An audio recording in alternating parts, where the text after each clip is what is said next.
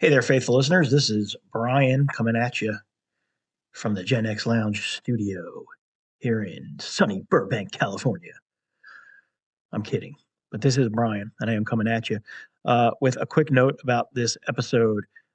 We messed up and kept saying that Captain America Civil War released in March of 2016, and we talk about it multiple times and how we're so excited to do it next episode because of the anniversary of the movie that we all love, and we do all love it. However, that movie did not come out in March of 2016. It came out in May of 2016. So we will cover that movie, but not till May. So please forgive us for not doing any research whatsoever in true Gen X fashion. Also, you might note like 3/4 of the way through this episode, my microphone sound changes because Quinn was saying he was having issues hearing me. I don't know. Maybe Quinn's just getting old and needs a hearing aid in true Gen X lounge fashion. But I changed my microphone and it actually sounds worse in the second half for the second last quarter of the show. And for that, I apologize. You should send all your hate mail to Quinn. But there you have it. Now you know. Now I know. And knowing is half the battle. G.I. Joe!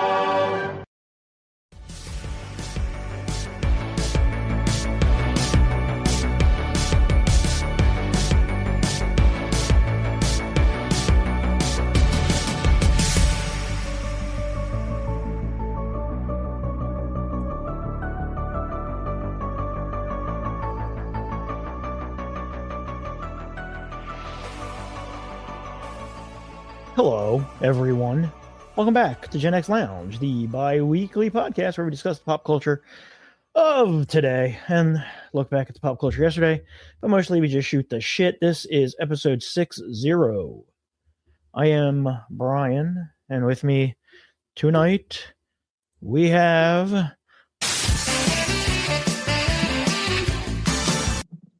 Bolo. Hello. Hello, hello. How we doing, folks? The mighty Bolo. And the What's mighty happening, Bolo? Ellen. And the mighty Quinn is here as well. Mighty Quinn. Hopefully Dutch. Hopefully Dutch will join. He said he was going to join, but in the I have not heard from him. Have we heard from him at all today? Actually, the days just run together. I don't know. We talked about the Lanterns trailer. That was yesterday, right? Yeah. I don't know. The group chat is timeless. It all just runs together in a blur, in a blur of just joy and love. Yeah, I can agree with And that. annoyance from you Apple folks that react to everything.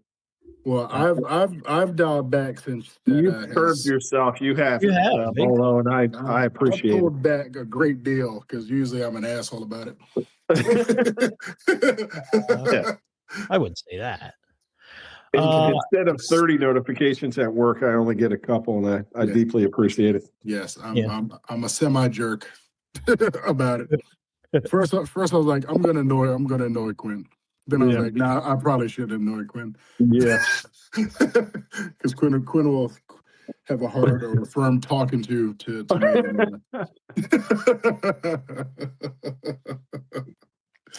me. Yeah, so I guess we got a decent amount of shit to talk about. It's funny, like last week I was like, I have no idea what the fuck we're gonna talk about. And then all of a sudden I was like overwhelmed with stuff, and I was like, shit, now I think we have too much stuff to talk about. So I don't know. Maybe, I don't know. Gen X related, I did I think it came up in 80s music and the 80s music Reddit group or something. No, it was in my YouTube feed. My YouTube feed every now, like, you know, depending on how much what you watch, it like curates stuff to you, you know, which is how people, you know, who believe the Earth is flat just get fed, you know, conspiracy theory nonsense. But yeah, I got I don't know what it was from. It didn't say. I think if I'm remembering correctly, it was from one of the MTV. Well, it was from 1988, and it was from an award show. I think it was the MTV Video Awards. It was hosted by Arsenio Hall, and it was Guns N' Roses doing Welcome to the Jungle, and they were introduced by Sam Kinison, and it was so fucking good. like like everything great about the late 80s. Dude, it was so good. Just like Axl with the fucking tight leather pants. The teased out hair. Nah, he didn't have the teased out hair. He had his straight hair at this point. Did he He with had the teased out hair in the video. This was like with the do-rag and the sunglasses? Yeah. Man, it was good. Christ, they were incredible, man. What a time. Dude, Guns N' Roses in their prime. Kicked ass. Yeah. That's when, I mean, honestly, that era of music is probably one of the best. It's the music Coming is up. fantastic. We're getting near the 40th anniversary. I feel like 87 and 88 is where that style of music really like blew up. Yeah. Where like a lot of it'll be interesting to see next year when we do the 100 songs of 87. When did when did Hysteria come out? 87. 87. Okay. It's like when all that music broke. It's like Def Leppard put out Hysteria, Guns N' Roses blew up, Poison was blowing up. Like all that, like glammy sort of. I mean, Guns N' Roses wasn't really glammy though. They were like in that hair metal. They were like lumped in there, I guess. I think they were glammy. They were just better. You know what I mean? And they seemed, I don't know, more authentic. Yeah. That's top 10, maybe top 5 best debut albums of all time. Appetite for Destruction's got to be on there. It's and it holds up. Like you can play it today. It's freaking great. Yeah, it's incredible. Yeah. It's classic rock now. Yeah. All songs that weren't on the radio, like when you hear them now, you're like, holy shit, this song's awesome. Why did I forget about this? Yeah, My Michelle is fucking. My Michelle is the first. That's the one I was thinking of. It's Think About You is the underrated best. That's legit, probably the best. Think About You is wonderful. Rocket Queen. Yeah. Come on. I gotta get some Guns N' Roses for that game. Brian's got a new Rock Band game in his basement. Yeah. Yes, and he is on fire, and his daughter is killing him. Yeah, she's really good at it. She's better at it than me. At least at guitar. Yeah. So I mean, it was just cool. Remember the Paradise City video and the hype for that video coming out, and like just how cool it was. Dude, hit that white. I remember the hype, but I remember the white suit. The white leather jacket was the coolest goddamn thing. Yeah. Goddamn, dude. Good shit. Anyway, yeah. Sometimes my YouTube algorithm just gives me some nice shit. That's pretty good. Yeah. All right, let's do some news.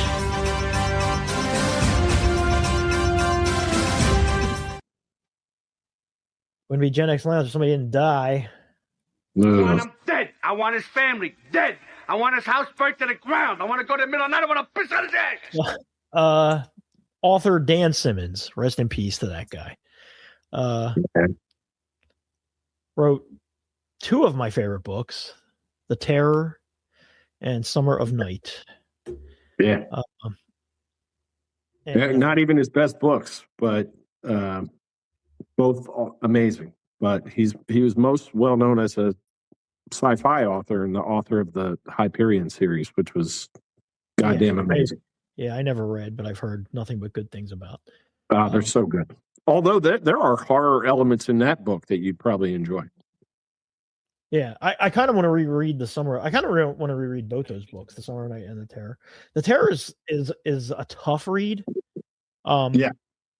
It's very dense with like historical information as well as story.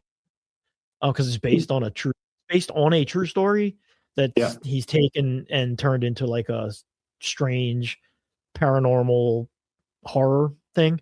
But it's really about an Arctic expedition that no clues were left behind. They just disappeared. So he kind of fills in the blanks, and it's realistic and to a degree, and then really, really, really freaking creepy. Yeah, and the miniseries of that is 100% worth watching. If you don't want to read like a 700-page book, the miniseries is worth a watch. Turn the subtitles on because the English accents and vernacular are very, very, very thick in that show. But man, it's good. Makes some improvements over the book too, I think. Say that again. So it makes some improvements over the book too.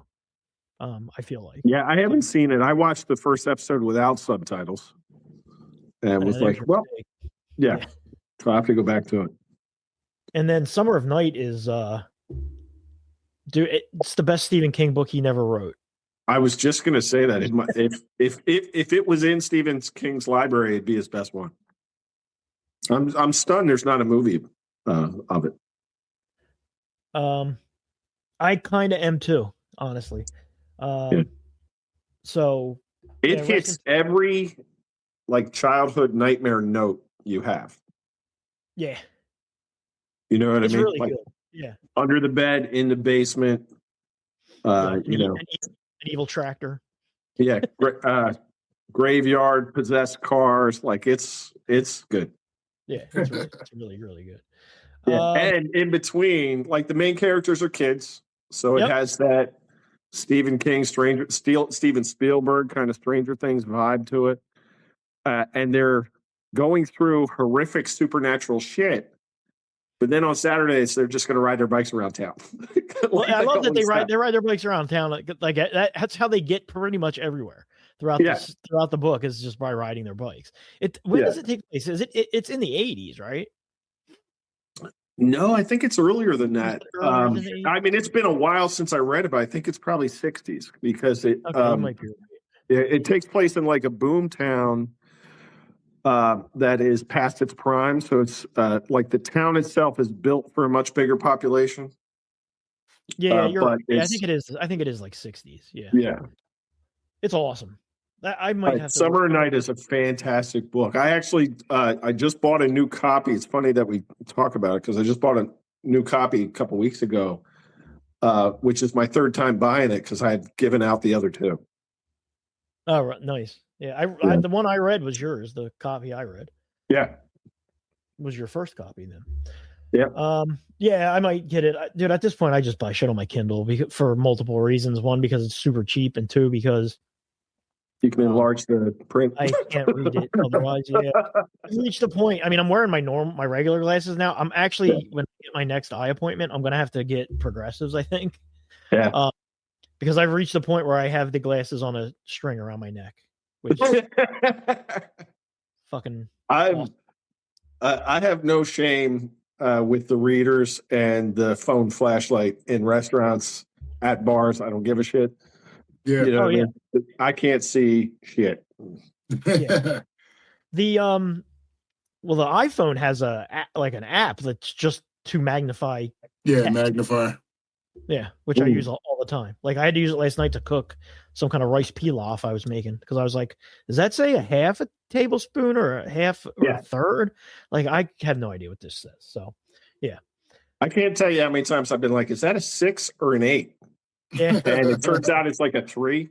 You know, like I'm way off. Yeah, when I have to do serial numbers for work on medical equipment, I'm like, I can't do it anymore. Like I have to. This is where we are in life, I suppose. But grocery stores. If I want to look at a label, like I just have to guess what it says. Yeah, like there's the number, probably a lot of sugar in here. The number on the fruit. If you buy like fruit and it's got the little sticker with the number on it, and I'm like, I don't know what the fuck this is. $6. Like I've entered it before, and it's like that's not a valid number. Please wait for assistance. I'm like, Jesus Christ. I did it yesterday for a bag of oranges. It was like, please wait for assistance. It wasn't a bag of oranges. It was those Sumo oranges. They're like the really, really good oranges. They're like $2.25 an orange. Oh. So I couldn't read the thing. So I was like, I entered it and it was like, please wait. Someone will be with you shortly. And I was like, fuck this. And I just went to the very next thing over and started my entire order again. And then I entered a different number for oranges and they came up as 99 cents for an entire bag of oranges. And I was like, all right. So you stole them. And I was like, okay, these are now my oranges. It was $10 worth of Sumo oranges that I paid 99 cents for because I didn't have my readers on me. Fuck that. I'm gonna sit back and eat my stolen oranges. All right. What else we got for news? I saw this is kind of crazy news. MASH, the TV show MASH. Yeah. Which currently plays every day on MeTV, draws between 750,000 to 1 million viewers per episode. On MeTV? Yes. It's the highest rated program on that channel. Holy shit. That's fucking crazy. MASH is one of the most watchable shows there is. I know, but I mean, 1 million people still sit down every day and put on MeTV and watch MASH. Like, that's nuts. That does sound kind of crazy. Yeah, for whatever weird reason, because of all the the topics on that show, it's like a comfort show. You know what I mean? Yeah, as a kid, it wasn't. As a kid, it was get up and do something else. No, I loved it as a kid. Did you? It. Yeah, oh, not me. I found it so like boring and and I hate a fake laugh track. Even as a kid, I didn't like a fake laugh, like not the laugh track where it's like obviously there's telling an audience to laugh, but like something that's obviously not filmed in front of a studio audience that they throw the laugh track onto. I hate that. Like I didn't mind it as a kid, but it's such a weird thing because it's dealing with such serious issues, and you have a laugh track. Yeah, you know what I mean. Like it now, in the context of understanding that what the Korean War was and all of that stuff, yeah, I probably actually appreciate it more. So yeah, I dug it because it was well done. It was well acted. It was a comedy but it had serious tones. Like, so even as a kid, I was like, oh, this is different than what I'm used to. This is not like popcorn being thrown at me by, the TV companies. This is something substantial. Yeah. So I dug it. Yeah. Alan Alda was great. I love the early ones. Yeah. Yeah. Then we got some shitty news. Bruce Campbell I know. Put out and he didn't get super deep into specifics, but he's been diagnosed with as he says, treatable but not curable cancer. And he has cleared his entire schedule for going to any conventions for at least the year, it looks like, and who knows how long. Dude, I love Bruce Campbell, man. I hope he can get well. Our whole generation that's into the stuff we're into loves Bruce Campbell. Yeah. Yeah. I don't know that people treasure. outside of nerddom know who he is. I don't know. You'd be surprised. I saw a lot of people sharing it on my Facebook page that I'd be like, huh. Yeah. He was in some other popular, not necessarily nerdy. Like he was on Burn Notice. Burn Notice for years. Yeah, he was the father. Yeah. And people know him as Briscoe County. And I never really watched Briscoe County Jr., but a lot of people are like, oh my God, I love Briscoe County Jr. So it was on for like a year and a half or something, Briscoe County. Was it? Yeah, I don't know. He was on the old Xena show occasionally. Yeah, he was a regular recurring guest on Xena. Yeah, he was. But we're talking about throwaway shows like Burn Notice was popular. It was on the USA Network though. You know what I mean? It's not like it was mainstream. So yeah, I'm always surprised when I see how popular he is. It's kind of surprising when you look at him, especially like in the Army of Darkness era of him, that he didn't actually become kind of a bigger movie star because he was a good-looking guy. He could do comedy. He could pull off drama. You know what I mean? And like so much just kind of inherent swagger. Yeah. Like for somebody that's not a big star to act the way he does in those movies, you know what I mean? Takes a self-confidence that, not many people have. Yeah.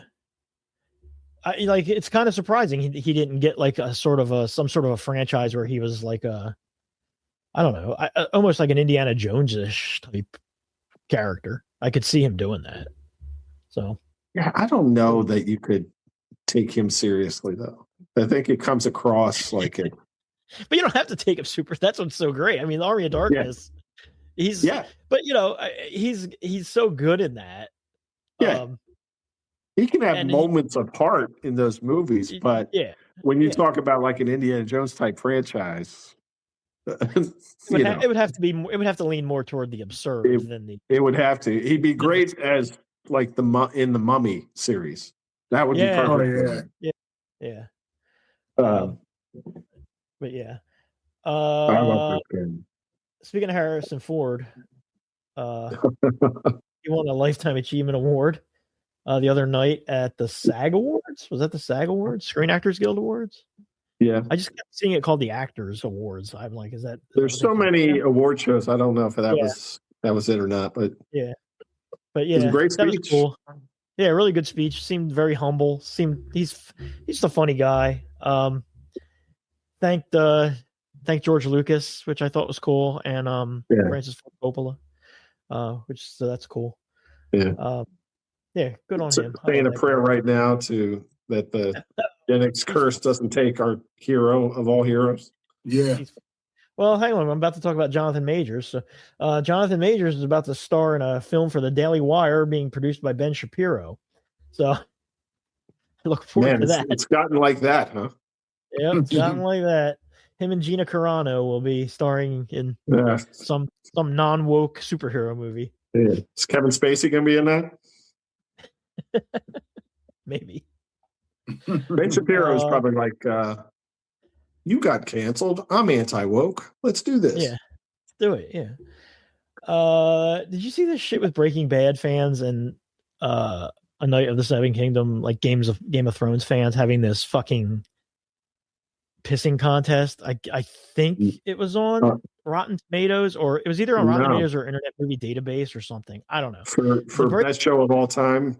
Well, the Breaking Bad episode, Ozymandias, has been ranked 10, a perfect 10 for years and years and years and years, and no other show has been ranked perfect 10. And then the episode of A Night of the Seven Kingdoms, not the finale, but the big duel episode 5, was ranked 10. So Breaking Bad fans then review bombed it to drop it down. So then Game of Thrones fans then review bombed Ozymandias. So now neither show is a 10. That's the dumbest thing I've ever heard. Yeah. It's like imagine tying your ego to a show so much that you would go and review bomb a different show because it tied your show. Yeah, because other people like it more than a poll that is meaningless to everyone. Literally to everyone. You can't like that show as much as I like my show. Yeah, it's insanity, dude. So, it was like a whole thing for like 2 weeks. Dude, episode 5. I still think about it almost every day. So good. Yeah, we're gonna talk about that in a little bit. We're talking Breaking Bad? No. Night of the Seven Kingdoms. Oh, okay. Sorry. Yeah, that episode, holy cow. Yeah. Looks like So Sadie good. Sink Gray, which is cool. Maybe cool. Sadie Sink is Jean Grey, is that what you said? Yeah, looks that way. Guess we'll see. I won't believe it until I see it forward. Yeah, I won't either, but I mean that's the current. I'm fine with that. I'm okay with it for a couple why of is she in Spider-Man? Yeah, why is she in this? I don't know. I'm fine with it if she is for a couple of reasons. One, she's a good actress. Yeah. 2, she looks the part. 3, red hair. 3, she's the right age for them to be the right age. Yeah, that's a telling thing. If they're going to make the X-Men her age, which would be like late high school, early college age kids. Yeah, I'm down with that. Yeah, that's what I would want to see. Yeah, I they did that before with First Class, and they were a little older than you would think. Yeah, I think most of them are kind of too old. I want them all to be. I mean, they don't have to be in real life, but they need to be passable as late teens, early 20s. You know, like if you look at the Fox X-Men movies, like none of them look younger than 30. I thought you can say what you want about the movies themselves, but the First Class era Storm was perfect. from a visual perspective was really, really good. Those movies get. Well, the first two are good. Days of Future Past might be my second favorite X-Men movie. That's one of my favorites. It might be one of my favorite superhero movies. Period. Yeah, it's really, really good. Really good. Yeah. We should, and we mentioned that in a couple episodes ago. We should just do a list of our favorite, just straight superhero movies, not any, not Marvel, not DC, just a list of our favorite superhero movies. Okay. That could be. Yeah, we talked about that. We'll have to figure out the rules. Yeah. And then, also last bit of shitty news, and this is actually super shitty news. Paramount apparently, even though they posted a massive fourth quarter loss, still bought WB. So yeah, how that all works, I don't know. Somehow they managed to lose a fuck ton of money, and they bought another company who also loses a fuck ton of money, and it's just okay, I guess, for that to happen. That's just allowed to happen, as long as the shareholders get a nice little stock bump. And they had to pay Netflix $2.5 billion as well, on top of them buying the company. To not buy it? No, because WB and Netflix had a clause that if one of them backed out, there was a breakup fee, and part of the deal was that Paramount would have to pay it to Netflix. So Netflix not only didn't buy it, they got $2.4 billion for doing nothing, and from a competitor. More than likely, in 2 years when Paramount completely fucks all this up anyway, they'll just buy WB probably for less. It's all shit. Well, I had heard that whoever owned WB had bought it in order to sell it. Yeah, Zaslav, he bought it to try to get the price up as much as he could before they sold it for parts. I don't know. Paramount in general, the way it's being mismanaged has me really worried about the Star Trek IP. Yeah, I mean, about a lot of it. I mean, what are they going to do with we just started a new superhero franchise, and are they even going to stick with that? Who knows? So I don't know, man. It's all just no competition is bad, and the one company owning a whole bunch of companies is, it doesn't lead to there's no incentive to make good things. It's not conducive to creativity and art. I mean, now they own HBO now. Like, where does that leave? All the awesome, HBO consistently puts out really good quality programming. So I don't know where that leaves it. So. Yeah, where's the place for that now? Yeah, exactly. HBO series do seem like events in a way that no other networks really do. Yeah. Like if Night of the Seven Kingdoms was on Netflix, it wouldn't seem like an event so much. I would watch it, but it wouldn't have that same. I don't know maybe it's nostalgia when something premiered on HBO was such a big deal. Yeah. Well, the HBO has nice production values. Yeah. They've got good showrunners. They've got the track record. If it came out on Netflix, you would have watched it in one night and been done with it, because it all dropped. 6 episodes would have dropped in at once, and you would have watched it on a Saturday night. Because they are so short. Yeah, it would have been 3 hours or something. 3.5 hours on Saturday. So and you probably wouldn't like it as much because you wouldn't sit with it for a week and anticipate. So certain things certain shows I'm fine with dropping all at once, because certain shows I just do want to just turn my brain off and watch. But sometimes it's fun to look forward to something once a week. Yeah. Like in the olden days. What did Daredevil wasn't released all at once, was it? We had to wait for that. Yeah, that was the new one, Born Again. Yeah, the new one. Yeah, that'll be weekly. Yeah. And all of my streaming services at this point, other than HBO, I'm paying for the lowest tier, and I get commercials now, and I don't even care. It doesn't even register when the commercials come on, because you're so used to it from YouTube and your other. Yep. life with watching commercials. Like, I'm fine with having to watch commercials.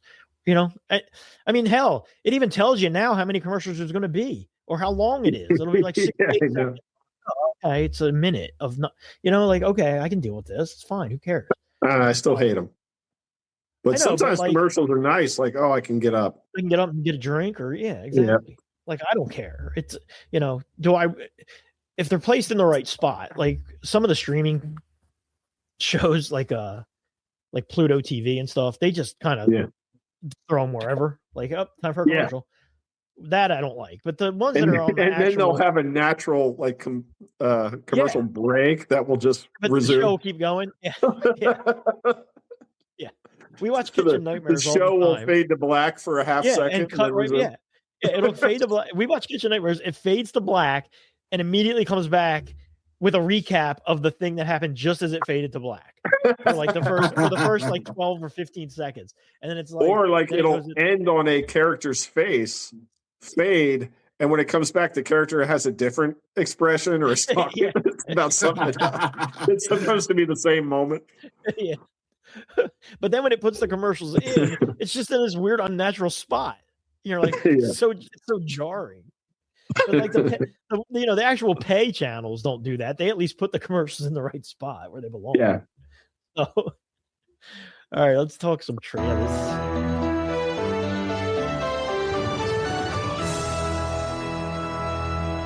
Coming soon to a theater near you.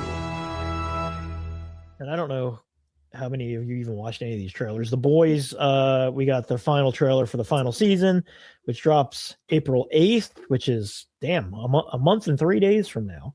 Yeah. Quinn, I know you don't care. Bolo, you're behind. But I am caught up, and I thought it looks fine and good. I am glad that they're ending it and not just dragging it out forever. And it looks like it's going to be a little bit more of a serious season than the last season. So I'm kind of glad about that. And then we got a Mortal Kombat trailer, which comes out May 8th to theaters. It looks fine. It does not look theater worthy to me. I don't know what you guys, I love Carl Urban. Got Carl Urban, yeah. I don't know that, like you said, I don't know that I'd go to the theater to watch that, but if it came on streaming, I would. Well, yeah, it'll probably hit streaming within like a month anyway. So yeah. There's so many times. I don't know if you guys do this or not, but there's so many times where there's a movie that I'll consider going to see in the theater, and I'll go, I'll just wait. And then when it comes out, like I've had this with Predator Badlands. Yep. Like I was like, I might go see that in the theater. It's been available on the streaming channels for like 3 weeks now, and I still haven't watched it. I've had the opportunity. You know what I mean? Dude, The Long Walk, I was so gung-ho about seeing in the theater, and I literally scroll past it constantly, and I'm just like, I'll get to it. Like, I don't know why. Like, I don't know. I like to think that at this point we're spoiled. Maybe. You know what I mean? There's so much content to be watched, and then we the things that we're initially excited about just aren't exciting in the moment. We're like, I can watch something else. Yeah, I mean, it's going to the theater is an event. You're making it an event, and the movie's almost an excuse to do that. Like the movie doesn't have to be great. When that same movie is out on TV, you're just like, like you say, man. There's a million other things you could do. Yeah. It's not an event. No. You know what I mean? You have to work tomorrow. Yeah. So, I don't know. Brandy had been wanting to see that Anaconda movie with Paul Rudd and Jack Black. Probably funny. Yeah. And it's on the Plex. So I was like, hey, that Anaconda movie's on the Plex. And she was like, oh my God, we gotta watch it. So I put it on. I'm telling you, it was on for maybe 2.5 minutes. And she was like, you know what? Can you just put something brainless on? I just don't even want to focus on anything right now. And I was like, more all right. Brainless than Anaconda? It was like, just because like, that's kind of where me and her are at right now. Like, yeah, we'll just be like, let's just put Bar Rescue on, even though I've seen it 8,000 times. Like, same thing with Kitchen Nightmares, dude. I'm just like, I've seen this episode 5 times already, but I will just watch it again. My brain patterns aren't up for something new. I need I just need something. repetition. I need something comforting that I've seen before. That's why Mystery Science Theater is on 99% of the time when I'm just doing nothing. It's on right now, on mute as we're recording this podcast. Because it just comforts you. It's just on, yeah. That's funny. And then we got what they said was a teaser, but it felt like a regular length trailer to me. But for Lanterns, which comes out in August, which is the Green Lantern show, it's HBO Max, correct? Yes, obviously it's WB. And I thought it looked pretty cool. If I didn't know that it was a show specifically about Green Lantern, I would think it was like a buddy cop show almost, or like two. It looked like True Detective season 4. You know what I mean? Like, it looks like two people going to solve a mystery. It's got some Reacher vibes in it. Like it's, I don't know, man. It's really downplayed the cosmic aspect of the characters, which, you know, I'm here for if they want to do that. But I hope they give it its due. Yeah. You know what I mean? They have a brief discussion about kind of the... he jumps out of the car and, you know, he's like, well, you know, at the very beginning, he drives the car off a cliff and jumps out and the other guy survives it somehow. And, you know, but it doesn't, at no point in that show are you like, in that trailer, are you like, this looks like this is a superhero show. It just... Well, he puts the ring on the dashboard, doesn't he? Yeah. Yes. And that, so I was assuming that's how it's if I show that trailer to Brandy right now, she wouldn't. She wouldn't know what's what. Yeah, she'd be like, "What's this? What's the ring? What's any of this? I don't know what any of this means." But having said that, it looks really good, and it looks well done. It looks well made. Yeah, and Kyle Chandler looks awesome. Yeah, both leads are. I like both of those guys. So yeah, I'm down for that. I'll 100% be watching that show. So yeah, not till August. So it feels like a long way off. I know. Somehow it does, but somehow it's March, which is fucking crazy. That's true. And that's it. That's the only trailers I got. You guys gonna see anything of note? Trailer wise, I don't think so. No. All right. Well, then we got some stuff to talk about as far as what we've been watching. And now, our feature presentation. Before we get into A Night of the Seven Kingdoms, anything of note for you guys new and interesting? You know, I watched the first 2 episodes of a show I thought was brand new, but it turns out it's been on ABC. I just don't have cable for the last 2 years. I watched the first 2 episodes of Paradise. I don't even know what that is. Have you heard of that show? No, never heard of it. It's the guy, and I knew his name, but I'm forgetting it now. It's the black guy from This Is Us. Paradise. I think he was in Black Panther. Yes, he was the father of Michael B. Jordan. Who is that guy? I can't, but I know who. Yeah, I can't think of his name. There's not too many big names in it. But there's actors that you've seen before. James Marsden is in it. He plays the president. Okay. Very Kennedy-esque president. And the thumbnail had Shailene Woodley in it, but I haven't seen her yet. And I'll tell you, the first episode was pretty gripping. The main character is a Secret Service agent. And, you know, it's not giving too much away to say there's an incident in the beginning where he's supposed to be guarding the president. And there's a mystery. And by the end of the episode, you're invested in the mystery. And then it turns into a different show. There is a twist at the end that is like similar to when you're watching Sinners and thinking it's a period piece, and then it just turns into a vampire movie. Right. You know what I mean? Where if you didn't know that going in, it comes out of left field. So I watched that. I think I liked the mystery better at this point. The mystery part of it better. Okay. But I enjoyed the second one too. Anyway, I had seen And that's a show that I want to watch. That's bothering me because that I can't remember his name. I'm looking it up now. I'm looking it up now. I got to. Yeah, I'm trying not to go off my phone. I'm going into. I saw him. I hadn't seen the show, and I saw him on Dax Shepard's podcast. And Okay.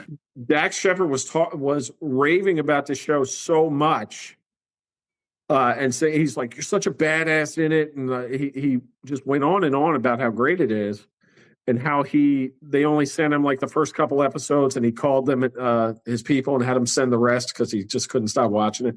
So I was like, all right, maybe. Brown? Say again? Sterling K. Brown? Yeah, Yes. I just got it. Yeah, Sterling Yes. Brown. So I was like, all right, maybe I'll check this out, right? So I looked it up on Hulu. Yeah. And what I did not know is that it's been out for the second season is starting. Yeah, And I just Googled it. It said season 2. I had no idea. I thought it was brand new. So I watched the first 2 thinking I was on, the new hotness, and I was not. That's good because then you can just binge the shit out of it. Yeah, maybe. Sometimes So, but I will watch the rest of it just to see where it's going. But like I said, there's a crazy twist where I was like, all right, well, this is different than I thought it was going to than how I thought it was going to go. But yeah, that's really the only new thing I've been on. Yeah, cool. How about you, Bolo? I've been watching Alex Cross's series on Prime, season 2, which is fantastic. Also, there's a new show spinoff from the what the hell's that called? With the ranch stuff, the Duttons. Yeah, Yellowstone. Yeah, Yellowstone. Thank you. There's the son Casey, the cowboy. He has a show. Cowboy's the name of the show? No. Casey is technically a cowboy. That'd be a great name. I've been watching Casey the Cowboy. It's really good. The show is called Marshalls. Oh, Right. So Is there a new it's, Casey the Cowboy out? No, he's one of the Dutton sons, and it's pretty good. The first show of that. It's part of the Yellowstone extended universe. Yeah, exactly. And the other thing I'm watching with the wife is we actually got into Ray Donovan or picked it back up, so to speak. I was gonna say, haven't you been watching that for years? Yeah, pretty much. So and it's thoroughly enjoyable. Is it that series is over? Yeah, It is. It's over now, 7 seasons. okay. So we're into season 2, I believe now. Who plays Ray Donovan? I feel like that's an actor right now. Leanne Schreiber. Okay, yeah. Sabretooth 2.0. Yeah. And he was good at Sabretooth. Dude, he's good in everything he's in. Yeah. I remember when I said I watched Hard Knocks on HBO. It said that the narrator was Liev Schreiber. But Yeah. there must be a different Liev Schreiber because it did not sound like Liev Schreiber. No, I know. It doesn't sound like him, but it is him. It's him? Yeah. That's crazy because it sounds nothing like him. Yeah. Wow. Interesting. Huh. Once you know it's him, you can hear it, but you almost immediately forget. It's just like a perfect narrator voice. Yeah, he just sounds like the perfect NFL films narrator guy. Exactly. Like, that's what he sounds like. That's nuts. I've been so season 2 of Monarch started last Friday, so I watched the first episode of that.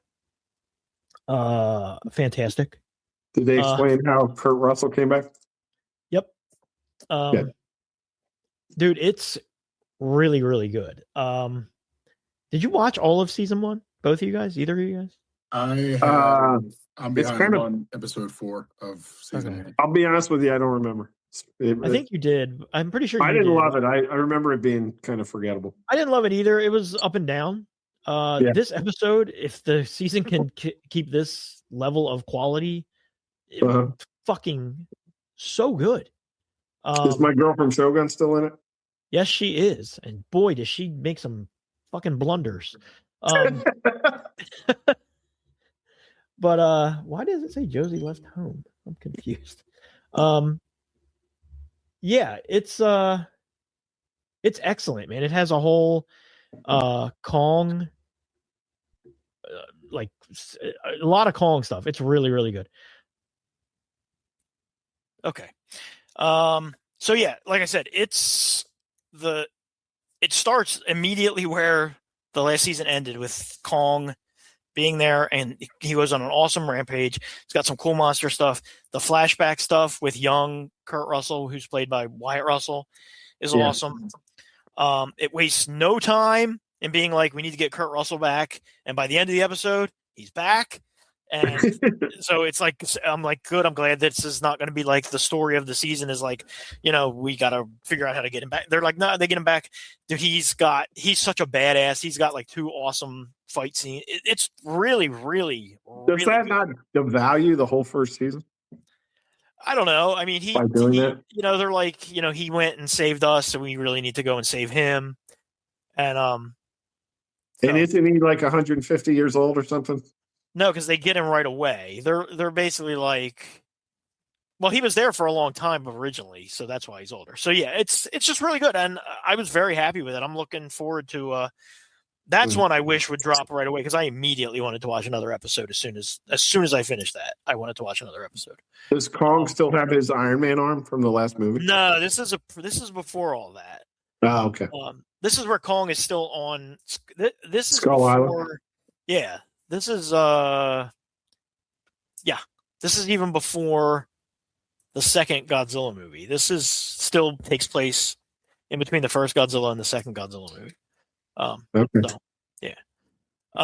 And then I watched Marty Supreme. Because Oscar nominated. Oscar nominated Marty Supreme. It's with Timothy Chalamet and Mr. Wonderful from Shark Tank. Yeah, and it's about a kid who really wants to become a professional ping pong player. I think that in itself is what's keeping me from watching it. I heard it's good. Uncut Gems? Yeah, I hated it. It was very stressful. Yeah. To you? Yeah, it's by the same guys. So is it also very stressful? It's got the tone, but it's not nearly on the level of stress as that. But it is nonstop. Go, go, go, go, go from one thing to the next, to the next, to the next, to the next, with very little letting up, as he just tries to kind of like con his way through becoming a ping pong champion. He has to go to Japan to fight to face the champion ping pong. It's good. I liked it a lot. I give it a 6 out of 10, 6.5. Like I said, it's an Oscar nominee. I think a lot of people in it are nominated. Yeah, for Oscars, but it's got Gwyneth Paltrow in it. Yeah, it's got Tyler the Creator's in it. It's I liked it. It's a period. I think it takes place around in the 50s. I want to say it's in the 50s. 50s. It's actually playing at the Clayton Theater down in Dagsboro, somewhat near me, where it's like one of those old timey theaters, got a balcony in it. You know what I mean? Or it was. I don't know if it's still there, but I don't know, man. The Uncut Gems thing scares me away. I hated that whole. Not just the movie. I hated that experience of watching that movie. Does that make sense? Yeah, well, I mean, I think Uncut Gems is a good movie. I would never watch Uncut Gems again. It's so fucking stressful. I don't think there's anything good about it at all. I mean, the performances in it, they do a great job of being horrible people, but I think it's sleazy. It's uncomfortable. It's vulgar in places. Nobody at any point does what you want them to do. Adam Sandler's character in that movie makes the wrong choice at every possible opportunity. Any chance where he can make the right choice, he does the wrong thing. In that movie. And you're not rooting for him, but it's almost like you're rooting for humanity. Like, Jesus Christ, do something right. Yeah, yeah. And this movie's not as bad as that. This movie, he's not likable. I will say that, but he's not hateable. Like, I didn't hate him like I hated Adam Sandler's character. right. Like, I did want him. I was like, I really hope he does, beat this Japanese guy to become the ping pong champion. But you're so not it's rooting good. for him like Rocky. It's more just like, you know what? I wouldn't mind if he wins. Kinda. Yeah, I mean, it's like, Jesus Christ, all the shit he's had to do. So, but yeah, again, worth watching. Yeah. All right, and then A Night of the Seven Kingdoms wrapped up. It's been 2 weeks since the finale, 3 weeks by the time this episode comes out. So we're gonna spoiler away. Although I don't know how much there is to really spoil, but I know fantastic. a friend of the show, Jamie, doesn't have HBO, and I know he wants to see it. So he's going to have to shut this off as we talk. Friend of the show, Jamie, fast forward. Well, thanks. If you're listening on iTunes, they thankfully have now used AI to create chapters, so you can just move on to the next chapter. There you go. Yeah. But fantastic from start to finish. Just one of my favorite. I almost call it miniseries, but what is it? 6 episodes? yeah. Yeah, there are probably going to be more seasons, so I can't really call it a miniseries. But They're already filming season 2. Season 2 is yeah, coming out next year. One of the best first seasons then ever. The first 2 episodes are likable. They're not particularly strong, but they're very likable. And then 3, 4, and 5, some of the best TV I've ever seen. Like it's back to Game of Thrones quality with a completely different tone.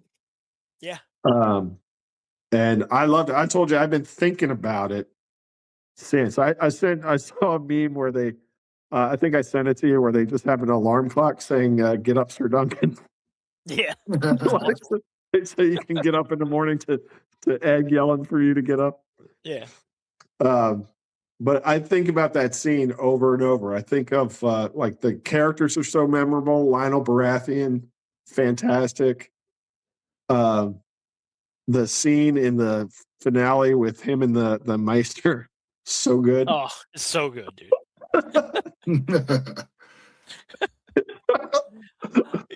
One of my favorite things about the finale is how everybody that took part in that fight is fucked up. Completely fucked up. Yeah. Yeah.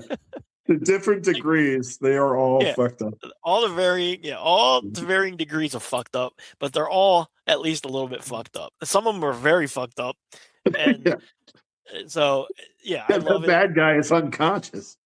Yeah, he doesn't even have a line in that episode. He's just laying in bed all fucked up. Yeah. But I guess from what I'm reading and based on the books and things, most of the cast don't make another appearance in any of the stories. Yeah, so now some of them are very popular, so I wouldn't be surprised if they found a way to get Lionel Baratheon to show up again at some point. Yeah. But in the books, I mean, that's it. Like these are self-contained stories. The next season will be a different adventure between the two.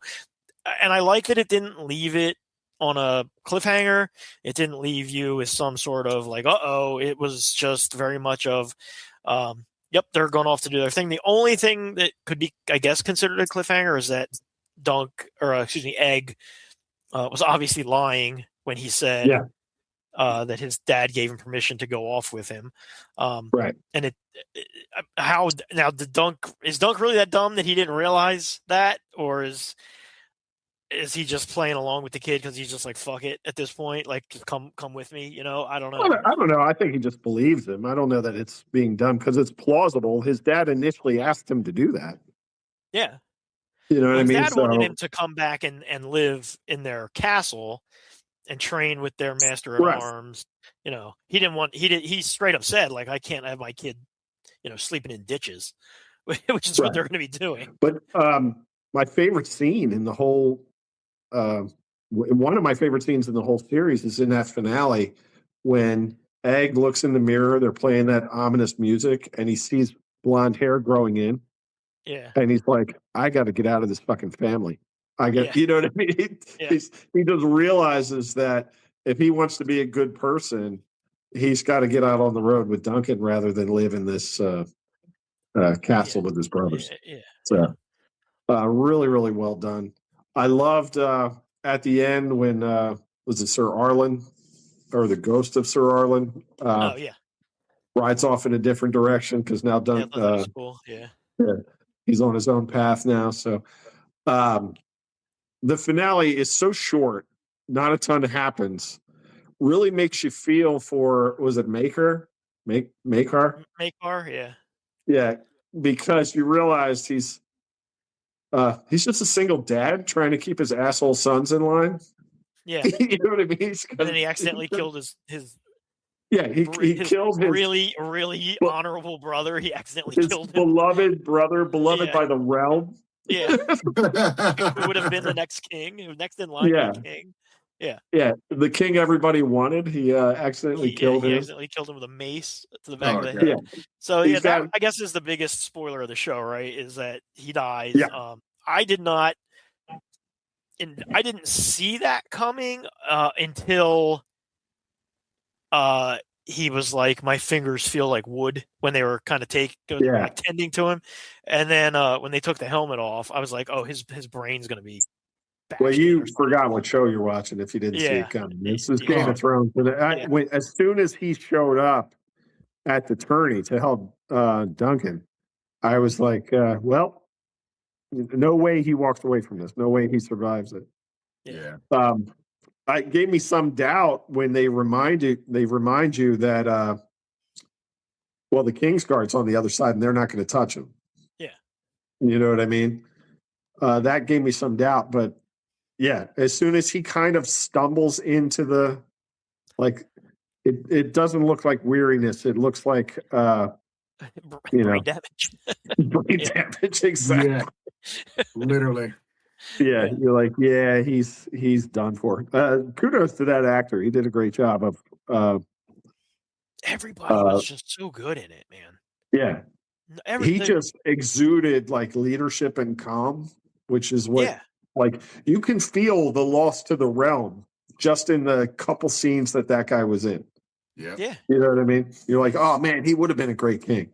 Yeah, everybody's just great in it, man. The actor who plays Steely Pate is fantastic. The blacksmith.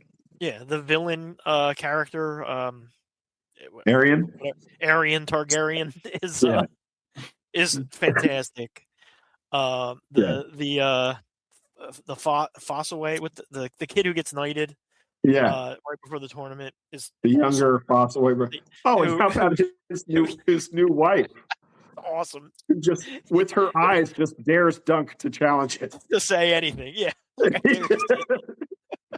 Yeah, because he's like, we banged last night and she's pregnant, and she gives Dunk a look like, say something. Yeah, she's obviously like 6.5 months pregnant. She's like super fucking pregnant. It's so fucking funny. Oh my god. He's like, she was tending to my wounds, and one thing led to another, and now she's pregnant. Now she's pregnant. I'm going to make her a lady. Like, okay. Good for you, man. Good for you. And Duncan, you can't tell if he knows it doesn't work like that, but he doesn't know enough. His face, like, is this guy fucking serious? That's so good. I wonder if Egg had been there, how Egg would have reacted to that conversation. I don't think Egg would have kept his mouth shut. Egg would have called that out in a second. Yeah, I think so too. The guy who plays Duncan's great. The kid who plays Egg, I know we talked about it last episode, but so good. Man, just what an incredible, what an incredible kid, man. He is adorable. He's precocious. But then he can also, I mean, like you said, the scene where he thinks Dunk's about to die, is incredible. The acting he does just with his face and his eyes. The pain in his voice. Scream. Yeah. The scream calling out. is desperation. Mhm. You know what I mean? But the pain when in his voice when he's saying "get up," like he doesn't believe that he can. Like he thinks he's already dead, and so he's like almost pleading with death. Yeah. Um, That's a great way to convey that. Thank you for saying that, Glenn. Well, you can see it in his face. That's what I'm saying. Yeah. This is a child actor. Yeah. How did they do that? How did they get that out of him? Yeah, he's really and good. I'm sad about future seasons because Egg is going to grow up fast. Yeah. You know what I mean? I think that's why they're trying to get these knocked out because, I mean, legit, next year at this time, I think season 2 will be out. So yeah, they're not fucking around. I mean, cool. film them back to back so his voice doesn't change. Yeah, just keep them going. Yeah, that's what I think. Yeah. Too. I mean, he grows up in the books, so he's gonna have to grow up a little bit. But so that leads me to a question that's been heavily debated on multiple Game of Thrones and A Song of Ice and Fire and the Night of the Seven Kingdoms forums, and that is, did he die, and did the Seven bring him back to life? And the consensus seems to be that he did in fact die, and that he did get brought back to life by the Seven. Seven gods. Yeah. Yeah, I'd call bullshit on that. Well, it is Game of Thrones, and we have seen all kinds of magic things. We've seen supernatural shit, yeah. Yeah. But I feel like the Seven would have just made him win the fight if they were involved at all. Maybe. But like you were saying, maybe Egg beseeching whoever he was beseeching. Oh, yeah. Them, got him up. Because, I mean, he looked pretty fucking dead. Yeah. Sir Arlen gets him up. And he did stabbed a lot. Oh, yeah. I was saying, I don't remember if I said it on the show or just in passing to others, but he took about 8 shots that would have killed any henchman in any other show. Yeah. You know what I mean? Exactly. Like he took he took a spear through the stomach, a lance through the stomach. Which I don't know why that didn't kill him. Did we lose Bolo? No, I'm here. I'm just checking something. Almost lost an eye. Yeah. Almost lost an eye, but he got stabbed in the shoulder, got stabbed in the chest, stabbed through the hand, hit in the head a lot. By a morning star. Yeah. Yes. Yeah. Square in the helmet. Which, mind you, killed Maekar. Yeah. Or not Maekar, Baylor. Brother. Yeah.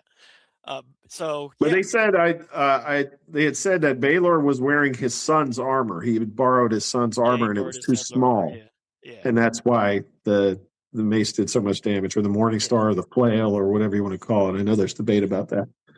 You can see it. I've seen videos where people break down all of the shit that's happening in the background of the fight, and there's a shot of him getting blasted in the head. Yeah, you can see that shot. Yeah. You see. I mean, you can't tell who it is unless it's pointed out to you until it gets broken down. Yeah. Yeah. There's also an awesome shot of him on the ground with a lance, unhorsing. I want to say it's Aryan with a lance, which is pretty cool. So, well, that was one of the best medieval style fights I've ever seen. It was fantastic. Yeah, it was awesome. So good. It was brutal, and like the realism of inside the helmet getting knocked off a horse, mud splashing into the helmet. You're blinded. Them not being able to try to get a bearing. Yeah. Yeah. That was, you felt it. You know what I mean? It put you in their shoes. Yeah. And the armor's so thick that like just a wild swing, which would kill an unarmored person, just kind of knocks you down. Yeah. Back into the mud. Yeah. Yeah. It was so good. Yeah. That coupled with characters you care about in that was that's good TV. Yeah, I agree. Yeah. But that's true to Game of Thrones fashion. It's the penultimate episode that's the best one. Yeah, they always do that.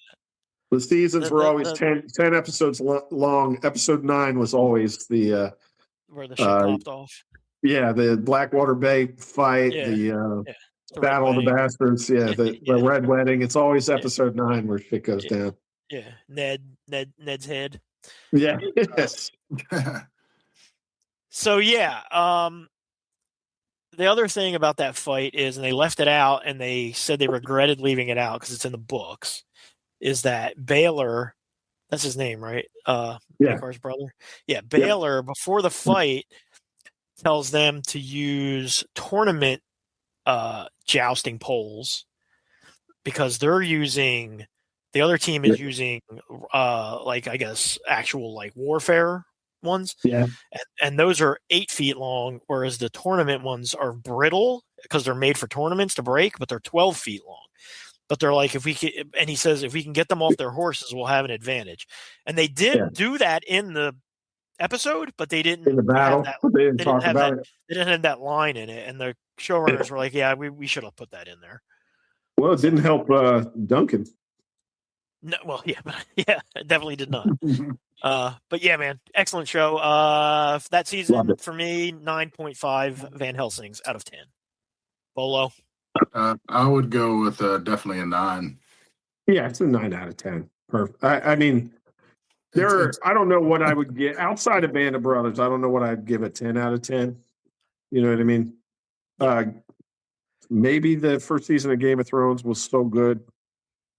That was 10 out of 10. But this one is such a different, lighter tone.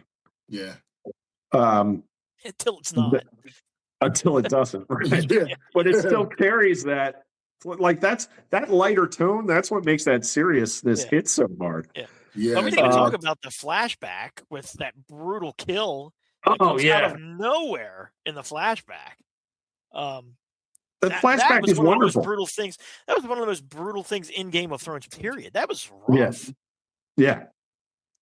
Again, they remind you what show you're watching. Yeah. Yeah.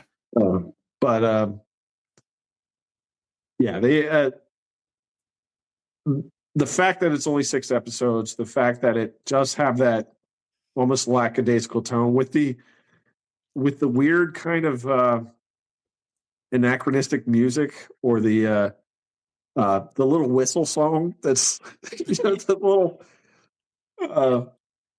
we're just fishing by the creek whistle song, which I loved. Yeah, you know what I mean.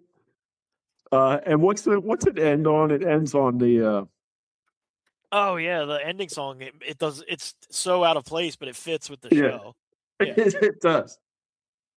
Yeah, I loved it. Yeah, really, really, really good. 9 out of 10. If you haven't seen it, it's worth getting HBO, I think, to watch that show, and then cancel it right after. But you can breeze through it in a day now if you really want to. Yeah, so good. Yeah, it's awesome. All right, let's do this. Back in the day. Things we got a back in the day anniversary, which is why I guess Dutch didn't want to talk about it. But before we talk about that, we got to talk about this. On this day in 1953, March 5th, 1953, the world lost Joseph Stalin. Oh, pour one out. You ever hear the story of his death? Died in a puddle of his own pee. That's awful. Yeah. Well, he was not to speak ill of the dead, but fuck that guy. But his servants were so afraid of going in his room, they hadn't seen him for a long, long time. And when they finally got up the nerve to go in there, he was laying on the floor in a puddle of his own pee because he had a stroke. Ew. So then they didn't know what to do with him, so they kind of left him there for a while because they were afraid to mess with him, because they were afraid if he woke up, he would be angry with them. So then they finally put him on a couch and covered him with a carpet to keep him warm while they debated on whether or not they should call doctors, because he had most of his previous doctors killed for angering him in some way, shape, or form. So when they found some doctors, the doctors really had no knowledge of any of his ailments or medical history. And by this time, he had basically, been comatose for many, many hours, and then he died. So, and then all those servants were killed, I'm sure. Yo. And then that's it. Russia's never had a bad leader since. So look at that. We try to educate as well as entertain. All right. Let's look. Pretty cavalier with death on this show. We are, I know. What the hell is happening here? Let's look at the movies of March 1986, of which, like March of 1985, there weren't very many. But some of them are pretty good. Let's see. Some of them I've never heard of, like Desert Hearts, starring, I don't know. But then on March the 7th, Why bring it up? Yeah, I don't know, because it was there. March the 7th, though, 40th anniversary, Highlander was released. Man. Yeah, that's a solid flick. And the also, IP is still alive and well. The IP. Yeah, Henry Cavill is gonna be is gonna be playing that role. Jeremy Irons. Yeah, Jeremy Irons and Batista. Also on March the 7th, Sleeping Beauty was reissued. March 14th, Gung Ho. One of my favorite movies of all time. Yeah, that's a classic. I love Gung Ho. Bolo, did you ever see Gung Ho? Michael Keaton. Yeah, the car. Yeah, the car. Yeah, George Wentz in it. Everything that Michael Keaton did, Mr. Mom, Batman, Beetlejuice. I've been in Pacific Heights was another favorite Michael Keaton movie of mine where he was. Michael Keaton's just amazing. He's awesome. Yeah. He's particularly great in that movie. It's one of the most Michael Keaton-ish movies there is. You know what I mean? It really is. Yes. Yeah. But I think John Turturro's in that. There's other George Wendt. There's a lot of people in that movie. John Turturro, Mimi Rogers, Rogers, directed by Ron Howard. Yep. Yeah. And is it Watanabe? Who's the main Japanese guy? Kenny Watanabe is. Watanabe. Yeah. He's amazing in it. I love that movie. It's to this day, if it's on, I watch it all the way through. And he's giving the presentation to the Japanese people in the very beginning, and he's like, I got to tell you, this is a beautiful country. I love it. My father was over here. I guess it was 1940. Anyway.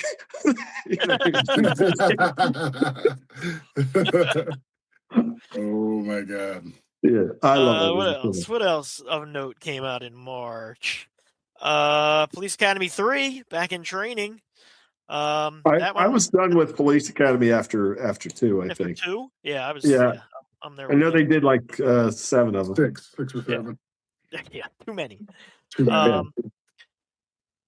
Another underrated classic and kind of a forgotten Tom Hanks movie on March the 26th, The Money Pit, which is Money Pit's great. Great. Oh my God. The bathtub going through the floor and the laugh. Yeah. Him having a breakdown when the bathtub falls through the floor is still so funny, dude. Like the way he just goes from like ha, and then just like completely loses his shit. Completely unhinged. It's so good, man. Yeah, it's funny that like the newer generations probably have a different idea of who Tom Hanks is. You know what I mean? Yeah. Because he was a comedian for most of our lives before he was. And really funny, you know? Yeah. He was known for comedy. Yeah, I would say the first half of my Tom Hanks knowledge was him in funny movies. Yeah. Before he became a dramatic. I think I told you my mom took us to see Bachelor Party in the theater because she loved Tom Hanks so much, not realizing it was a Did you stay for the whole movie, or did she mark you out? I don't remember. Jesus Christ, that movie is hilarious. Yeah, but not with your mom. It's hilarious. I would not want to see that, and I cannot imagine my secondhand embarrassment if I sat in the movie theater with my mom. But yeah, he was. I mean, Bosom Buddies. We used to love that show. Oh, yeah. He's really funny in Splash. Splash, like when he started Yeah. Yep. Also directed by then- Ron Howard.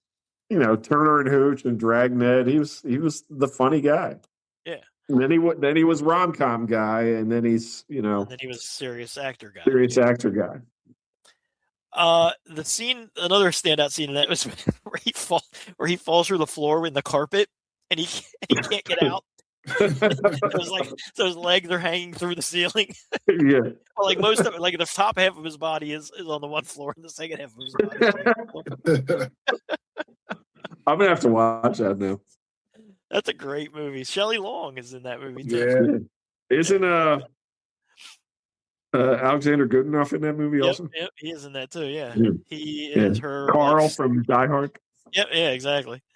Who had a tragic life, honestly. Another popular one, Gen X classic, honestly, probably. I think this is my ex-wife's all-time favorite movie.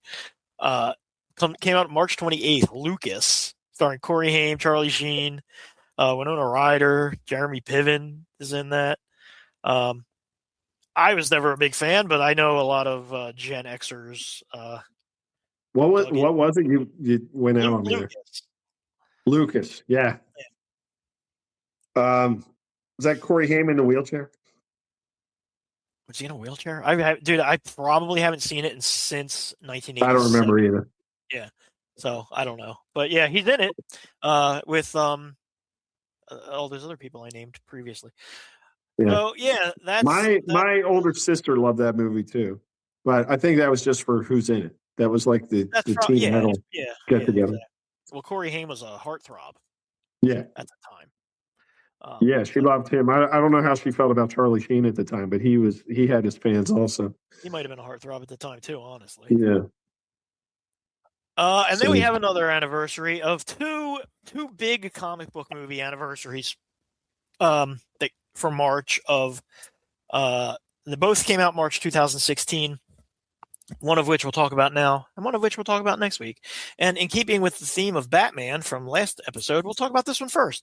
And that is, of course, Batman vs. Superman, which released March 25th, 2016. I am annoyed beyond belief that Dutch is not here join in on this conversation. But I don't think there's a lot to say. I feel like we have talked about this movie on this show more than it deserves. So the fact that it's 10 years old is staggering to me. Nuts. Yeah. I'm going to try my best to make this the last time we really have any deep conversation on this movie, because I don't feel like it even warrants that much deep conversation. But here we are. Took inspiration from the comic book series we talked about last episode, The Dark Knight Returns. Yeah. And also, I feel like a lot of it was also from the Superman, Death of Superman series as well. Yes. It takes a lot from both of those, kind of smashes them together. It's also the first on-screen appearance ever of Wonder Woman in a motion picture, in a movie on a big screen. So that's cool. And I like her in this movie. I don't like her as an actress particularly, but I think she's fine in this movie. I think she's fine in every movie. She's terrible. She's terrible in Wonder Woman 84. Come on. Well, that movie is terrible. I don't know that she's terrible in it. Oh, movie man. No. That's not even in that movie. That's in. Yeah. You can sum it up in 2 words. Snyderverse sucks. Yeah. All those movies suck. Yeah. And I know they have. He just recently said "F you" to everybody that hates the Snyderverse. Did you see that? Yeah. No, I mean, the crazy thing is how many diehard Snyderverse fans there are. Like, to the point where, like we were talking about with Breaking Bad fans, how they would review bomb. Like there were a not inconsequential amount of Snyderverse fans that review bombed that Superman movie the day it came out with just 1 star. Just wanted it to fail. Just because it wasn't the movie they wanted. Like, you got your series of movies. You even got a Justice League movie. You know what I mean? Like, I don't know what more. I guess you could have continued on with that story a little bit, but like, it wasn't popular enough to warrant it being continued. Yeah. So You know why it wasn't popular enough? it's not that good. It was fucking sucked. Yeah. So That's it had why. a budget of $325 million. It made just under $900 million, which makes it was the seventh highest grossing film of 2016. It also had the biggest opening weekend for a superhero movie at that time. Yeah. Even though the reviews were almost completely negative, like professional reviews. Also had one of the biggest box office drops in history, with an 82% decline the Friday after it came out. It was one of the biggest Friday to Friday drops any blockbuster has ever seen, and it overall had a 68% drop for the second weekend it was out. So that right there tells you how bad word of mouth was for that movie.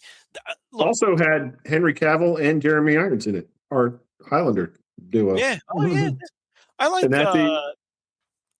Jeremy Irons as Alfred. Yeah, he was fine. At the craft services table, they're probably like, you remember how much that movie sucked that we were in 10 years ago? Because it sucked. Yeah. I hated it. Not as bad as Uncut Gems, but I hated it. The problem with the movie is, to me, that it did have like its good parts. Like every time I've watched it or caught part of it, I'm like, this is cool, and then it just fucking drops off a cliff. Like there's parts in it that take you out of the movie. They're so bad. And you know, no disrespect to Jesse Eisenberg, who I like. No, you know what I mean. Whoever cast him as Lex Luthor needs to be fired. He's awful. He's terrible in it. He's the worst Lex Luthor. Period. Barring maybe going back to the old 1940s TV show. Like, he's horrendously bad. I don't remember the Lex Luthor from the 40s TV show. But I don't either. I'm just putting. But I wouldn't put him last. You know what I mean? Jesse Eisenberg has last all locked up to himself. He's not even playing the character in a way that's recognizable to the character. Right. You know? He's playing his Facebook. He's playing his Zuckerberg. Or kind of a half-assed Joker. Like, I don't know what he's doing. Yeah. He sucks. He's not. I should pause right now and say Bolo loves this movie with all his heart. He recognizes that's terrible, but he loves it with all his heart. Here's the thing. There's elements of the movie that I love.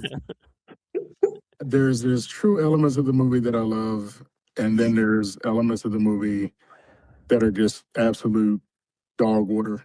And this is a movie that, or excuse me, these characters deserved a better script than what we got on screen.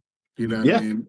Yeah. The best parts of the movie are stolen from, and stolen's probably the wrong words, but they're direct from the comics. You know what I mean? Like when he has source material that he's bringing to life, that's cool for comic fans to see. Yeah. Everything he adds in on his own is horseshit. Yeah. So yeah, those movies suck.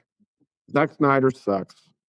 I shouldn't say that. There's Zack Snyder movies that I like, but his attempt to run the DC universe was a complete failure.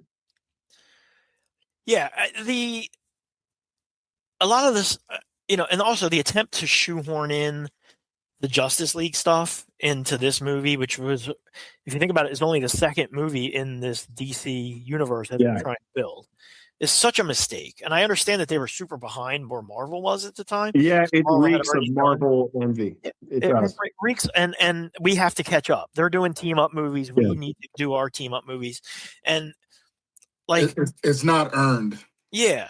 As much as I have a problem with his interpretation of Superman, like I don't hate that Superman movie. I don't love it, but there's like a foundation there to do something. Like I would have preferred a Batman movie, although I would also prefer a Batman that isn't a fucking psychopath and who just blatantly murders people. I would prefer not having that, because honestly, Ben Affleck is a really good Batman.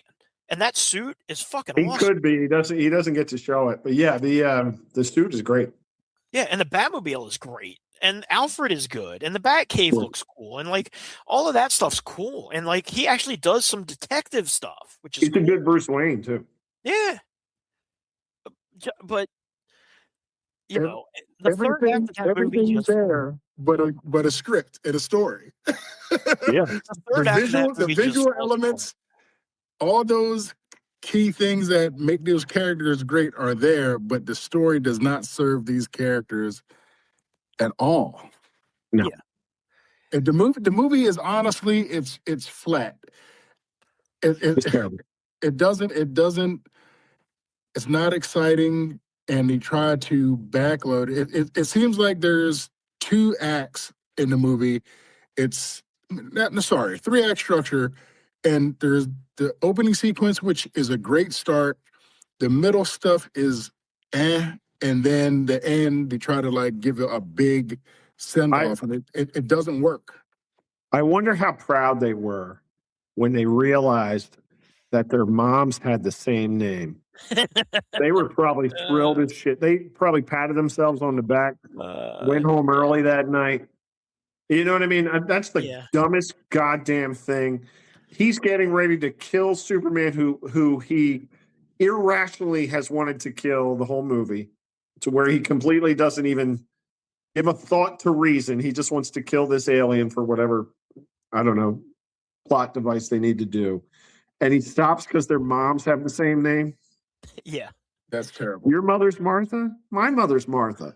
Why did you say that name? Yeah.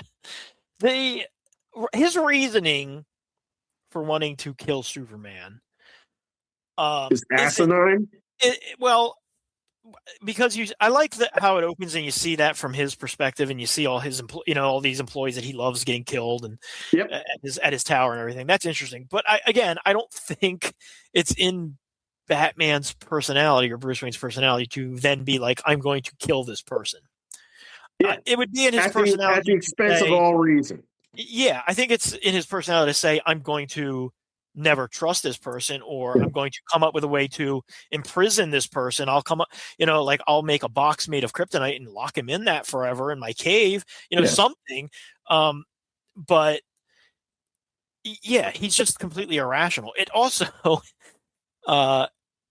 it just has like Superman is just so like joyless in this movie. Well, that was a problem left over from Man of Steel. He's joyless in Man of Steel also. Yeah. We probably talked about it on this show, but one of the things that made Christopher Reeve great is you wanted to be Superman. He loved being Superman. He was amused by it. He treated all the humans with mild amusement. You know what I mean? Like he was toying with us, but in a fun way. You know what I mean? And it made it look fun to be a superhero. Henry Cavill does not look like he's having fun at any point during that movie. No. The first flight he's having a little fun. In the first movie, He looks stressed out at the fact that he loves Lois Lane. Like at no point during that movie does he show that just that empathy, that kind of, or that, I don't know what the word would be, whatever the presence that Christopher Reeve had, you don't feel it. What you feel is a struggle. He's struggling in the role that he's in. Man of Steel has some better points or better parts in it, I think, than Batman versus Superman. It has some clever lines. It does have some inexplicable behavior by the main character. Same as you see in Batman versus Snyder. We're spending too much time on this because I hate that so much.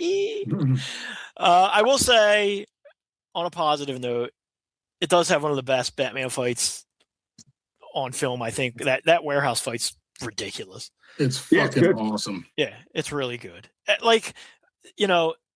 all those characters deserve a better movie. That's what it boils down to at the end of the day.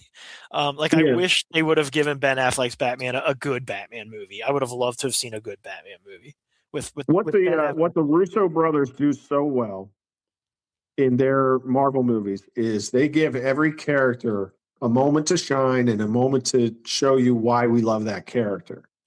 Yeah, I agree. And Zack Snyder does not do that. And he has arguably the easier characters to do that with. So that's you feel the drop off from the movies that we had seen on the Marvel side. Yes. And speaking of the Marvel side, we will next episode be looking at the other March 2016 comic book movie, which did exactly what you said, Quinn, which is give every character a cool moment and a chance to do something and a chance to shine, and that is Captain America: Civil War, which 10 years old. That one's 10 years old. It's also 10 years old. It came out the same year. It came out the same month. So we will be looking at that one next episode. Spoiler alert, that might be my favorite comic book movie of all time. It's up there. It's great. The introduction of Spider-Man and the meeting of Peter and Tony could not have been done better. Could not have been done better. Yeah. Even though I don't love, and we can get into it next week, but even though I don't love the Spidey Iron Man mentorship, they have. Just because I'm a Spidey guy and I feel like he should have his own kind of, agency rather than being just a protege. Yeah. That scene is acted so well. Tom Holland has never been better since. Every other movie that he's been in has been a drop off from that version of the character. He had a Brooklyn accent, for God's sake. Yeah. In Civil War that disappears later. But anyway, I love it. We can talk about that movie forever. Yeah, well, that's what we're gonna do next episode. And honestly, I thought about it, and I was like, maybe I'll rewatch Batman versus Superman before we do this. And I was like, I'm not gonna do it because I don't even want to do it. I have no problem. I will 100% will rewatch Civil War sometime between now and when we record the next episode. That it's not even a question. I will 100% be rewatching it. So, just so you know, I rewatched it. We're going to rewatch it again. Superman, you watched it? Yes, I did. Oh, of course you did, Bolo. Bolo loved that movie. I was all in it because of the Batman fight scene. Well, Bolo, and we mentioned this before too, but he will talk about his undying love for a movie, and then when you ask him to rate it, he'll be like 3 out of 10. Well, you know what? Then I'm curious. Let's go, Bolo. What do you give Batman versus Superman? Look, my honest review. Yes, your honest review. I don't want you to lie. Don't lie to people. It is 3 Van Helsings out of 10. 3. It is. That's worse than what I would give it. It's Jesus Christ. And look, might be worse than what I would give it too. It hasn't. But here's the thing. Again, the visual points. Here's what I look. Bro, I love what Bolo has to say. Here's the thing. Here's the thing. The problem, again, I said it earlier. The story does not serve. The script doesn't serve the characters well. What I love about it is the visuals of the heroes and costumes and the action sequences. All right. It's hard to seperate the disappointment from the actual quality of the movie. Yeah, I would give it a 4. I'll give it a 4.5 out of 10. Batman versus Superman should have been the greatest thing that hit film. Yeah. It should have been. What do you give it, Quinn? What do you give it? 3. Hey, if Bolo hadn't gone that low, I probably would have said 4, but now I feel obligated to say 2. I like that. I think you should give it a 4, and we can say Bolo ranked it. Bolo is of the 3 of us is the one who likes the movie, yet he gave it the worst review. I do like the movie. but I'm also a realist in the fact that it should have been the best superhero movie ever because you're bringing the two biggest guns. Yeah. You know In my how brain, if the movie's a confusing 3, I'm you would never be? watching it again. I will seriously, I would never watch it again if I gave a movie a 3. I'm like, that's a one and done movie. That might be a movie I turn off before it ends. If it's on, I will watch it until something stupid happens. Until the third act. Until something stupid until Granny's iced tea appears. No, until they cut to Jesse Eisenberg, and then I'll be like, well, screw this. I'm not. Yeah. You know what I mean? But Bolo, do you realize how confusing you'd be if you were to like write movie reviews in the newspaper? You'd be like 1 star, go see it. Yeah. Yeah. So bear with me. So the basics. When I first saw this movie, look, my bias overruled it. I would have gave this movie a 10. Oh.